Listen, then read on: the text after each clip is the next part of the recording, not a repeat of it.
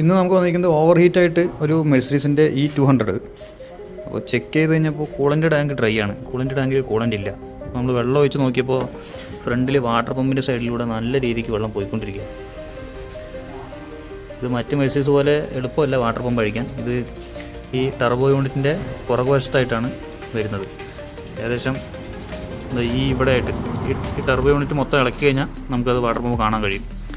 അപ്പോൾ നമുക്ക് water pump എന്തായാലും റീപ്ലേസ് ചെയ്യേണ്ടി വരും, അഴിച്ചെടുക്കാം. ഇതാണ് വാട്ടർ പമ്പിൻ്റെ പുള്ളി. ഇത് ഏകദേശം ടൈറ്റായിരിക്കുകയാണ്. ഈ കംപ്ലൈൻ്റ് ആയിട്ട് കുറേ ഓടിച്ചിട്ടുണ്ടെന്ന് തോന്നുന്നു കസ്റ്റമർ.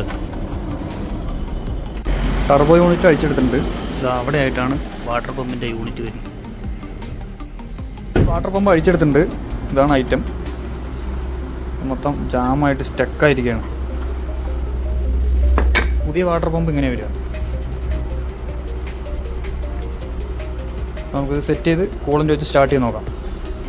1 hour later. അങ്ങനെ സെറ്റിങ്സ് എല്ലാം കഴിഞ്ഞ് വണ്ടിയുടെ വർക്ക് കഴിഞ്ഞിട്ടുണ്ട്. ഇപ്പോൾ ലീക്കും കാര്യങ്ങളൊന്നുമില്ല, എല്ലാം ഓക്കെയാണ്.